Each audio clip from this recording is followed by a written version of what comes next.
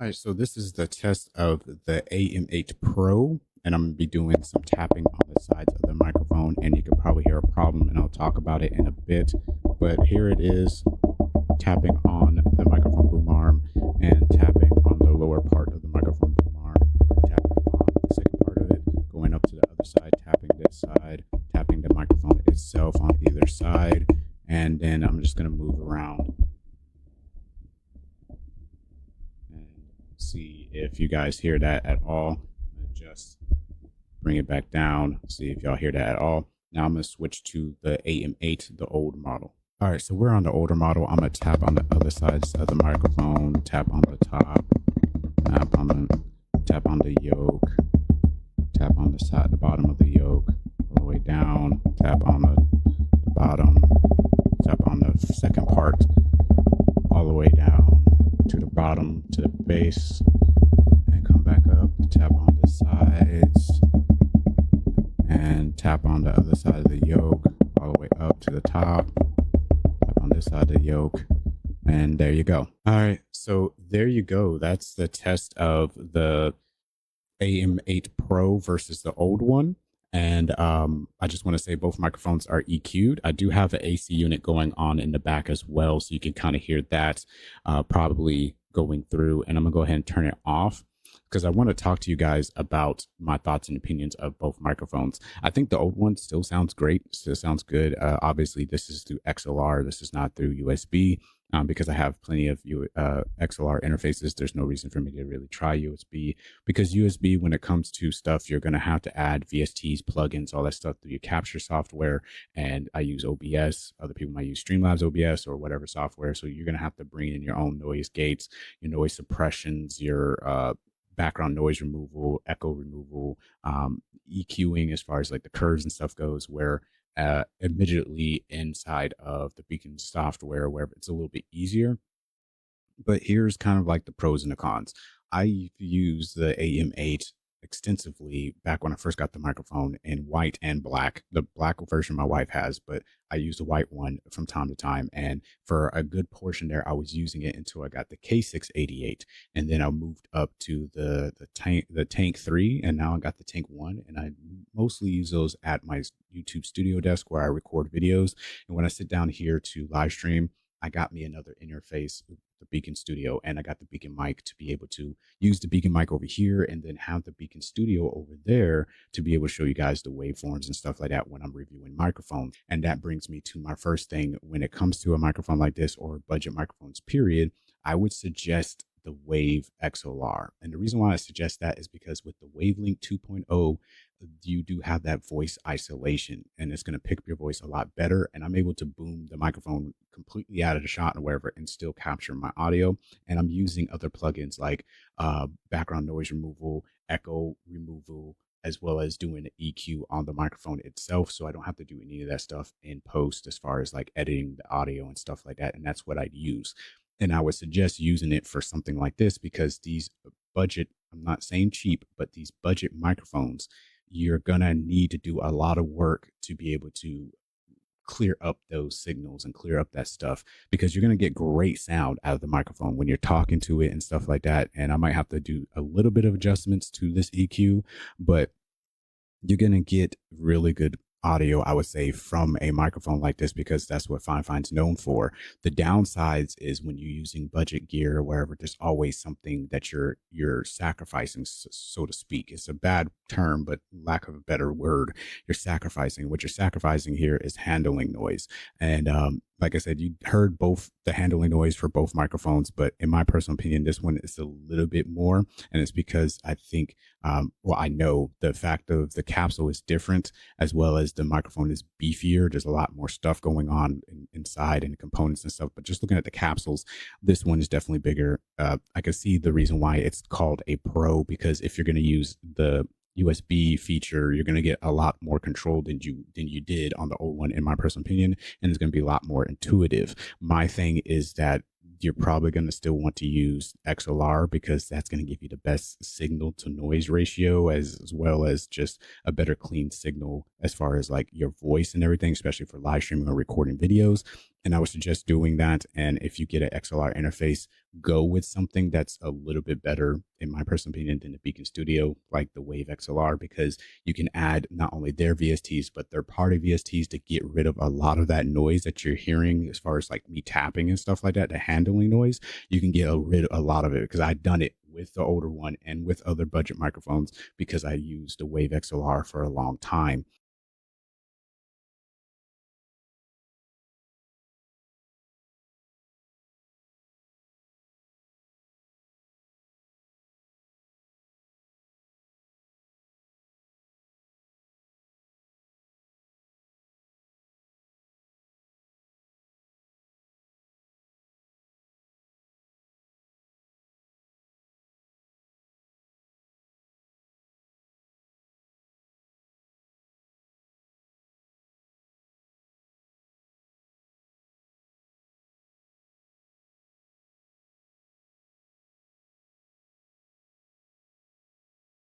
So let's take a step back. It looks snazzy. I think we can all agree with that. It's everything from the FIFINE gaming company is wonderfully glowy.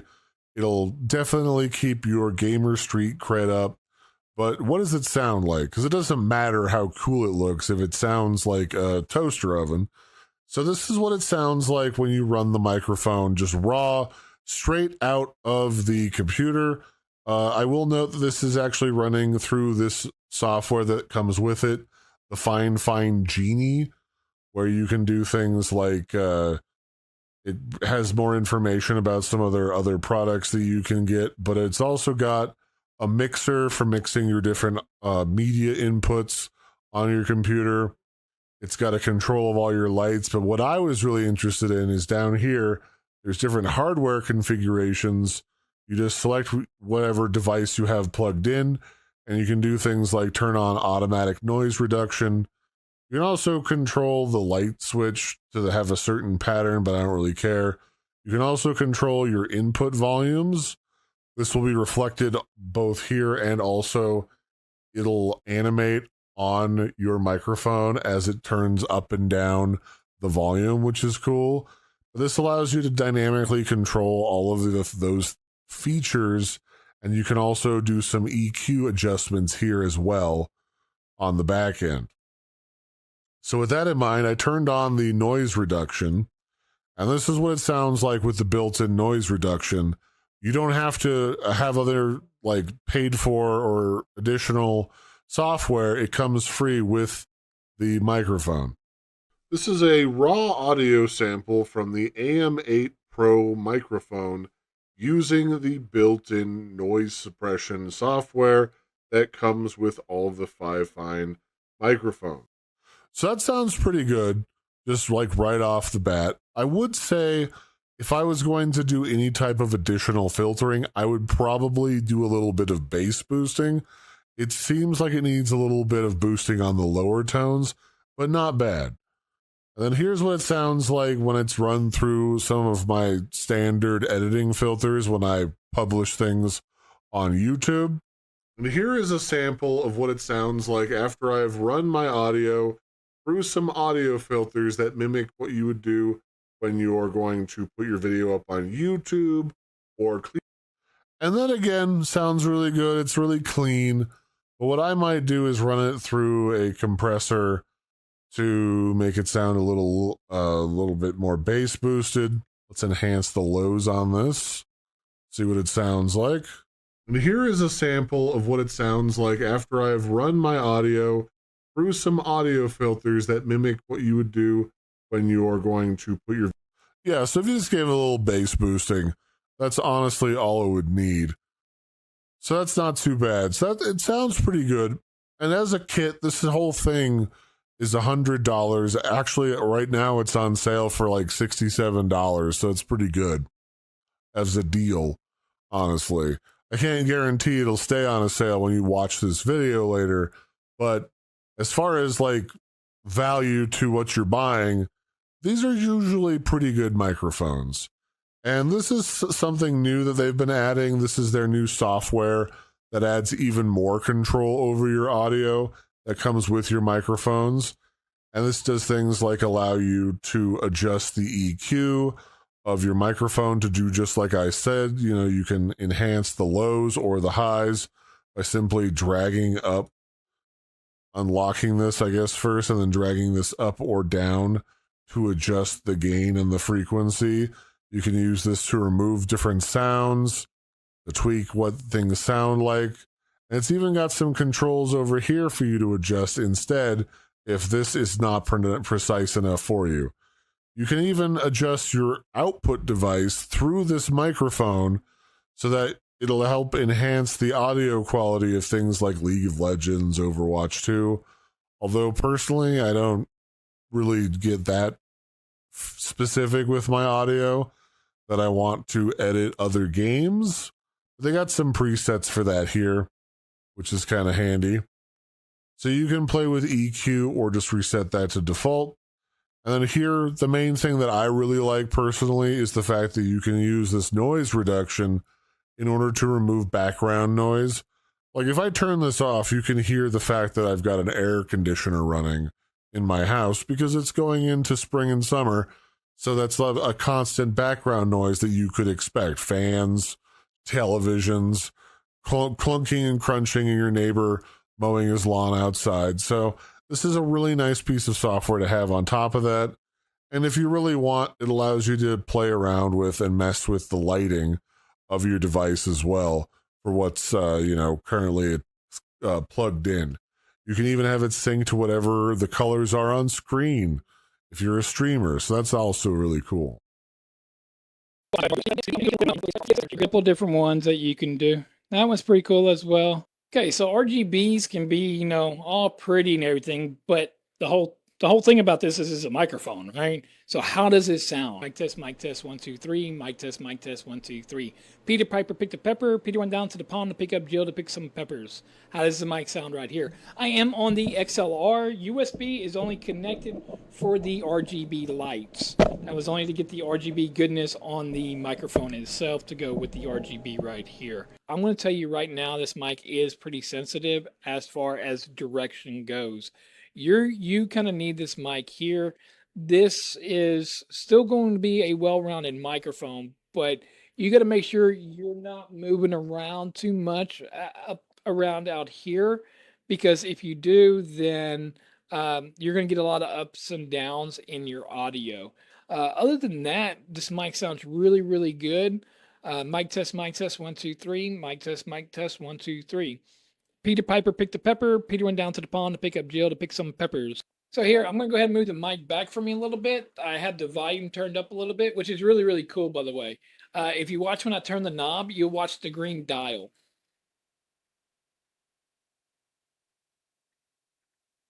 So I thought that was pretty cool right there. If you push on the knob, there is 3 settings here. One is for USB, one is for headset monitoring, and one is for XLR mode. So once you have the USB plugged in and XLR, you would put it in that mode right there. The RGB button is back here on the bottom where you can change the RGB of everything. So I'll keep it right there. The mute button is very, very sensitive as well. You barely touch it, and it goes, it goes straight to red. There again, if you notice the colors, every time I'm talking, the colors are lighting up right now on here. All right, so I put it back on the XLR, and I am going to the FIFINE XLR SC8 interface right here. I think this is a great combo, 100%. I think they were a match for each other. If there was a couple that needed to be together, these are the two that need to be coupled together. I think that it sounds really, really good. If I had one biggest negative to me would be the boom arm that it comes with. Not that there's anything wrong with the boom arm. So once you have your boom arm, let me get it here real quick. Once you have it set up in here, okay, this wire here will be actually down and out of the way, so you won't have that wire there. They didn't add no straps or nothing in to strap down your wire for your XLR or your USB wire at all. I think it wouldn't have costed them much to put 2 little screw in, they could have screwed in 2 little clips right here and 2 right here to hold our XLR or USB wire right here. And I think that would have been sufficient. Other than that, I mean, I'm not seeing much negatives at all with this mic. I think that this right here will be more than sufficient for at least, a good 60 to 70% of most streamers. People starting out, people that just want to upgrade from the AM8. I think it's been 2 years since the AM8 come out, almost 2 years.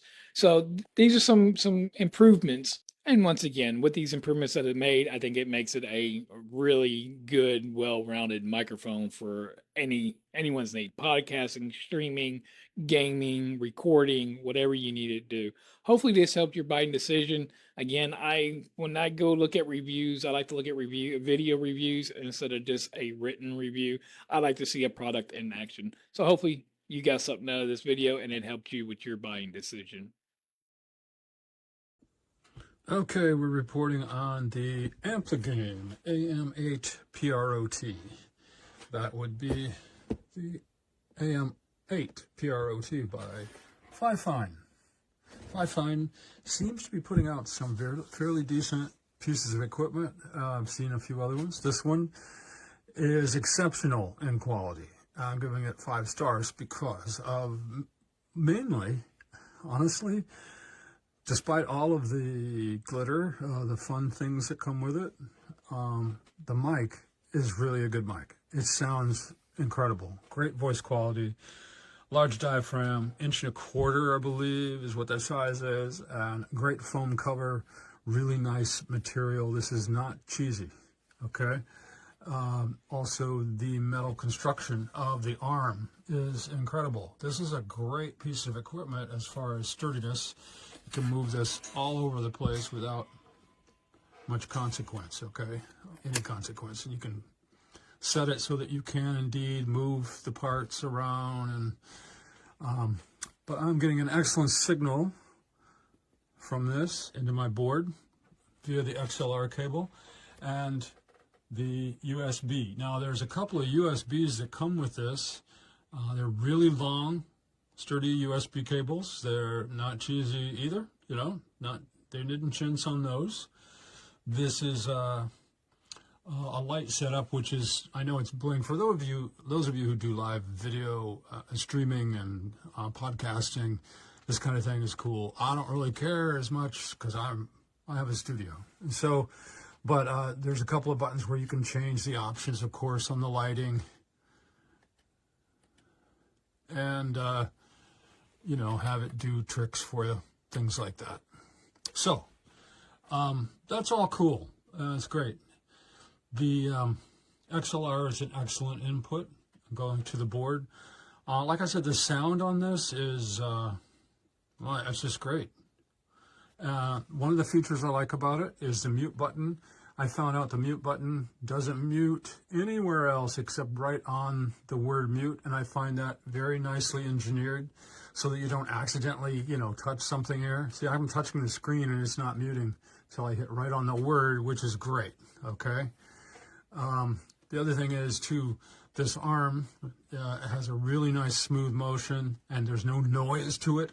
You don't want noise or anything clunky in your setup because it will come right through the mic into your broadcast live to the world, okay? You don't want that. So, good mic, great materials, glad I found it. Hey everyone, today we're going to be checking out the FIFINE AM8 Pro. It's a versatile mic that supports both USB and XLR, making it perfect for beginners and pros alike. It features a dynamic capsule with a cardioid pickup pattern, meaning it focuses on your voice and minimizes background noise. It also has a built-in controls for mic gain, headphone volume, and even a mute button. Frequency response is smooth from 20 Hz to 20 kHz, and supports up to 24-bit 48 kHz audio for clean, detailed sound. And you're actually listening to this mic right now in USB mode. The clarity and depth that you're hearing is straight out of the box, no post-processing, and for the next part of the video, I will be switching over to the Focusrite Scarlett 2i2 interface with a cloud lifter to boost the gain, since the dynamic microphones typically need a little bit more power.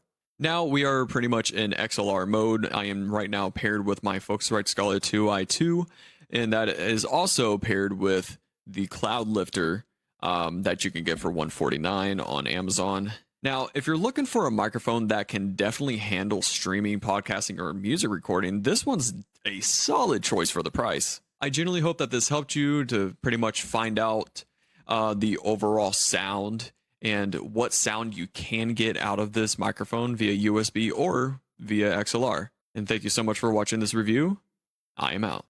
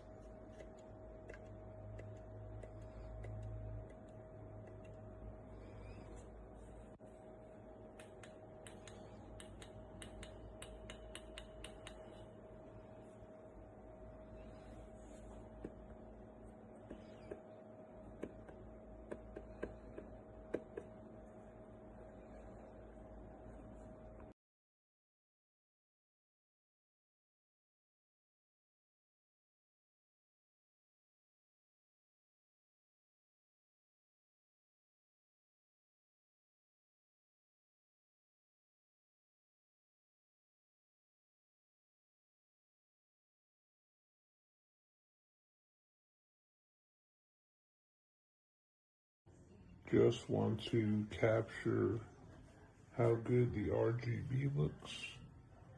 if it comes off in this video on the boom arm. Looks really nice. And the microphone.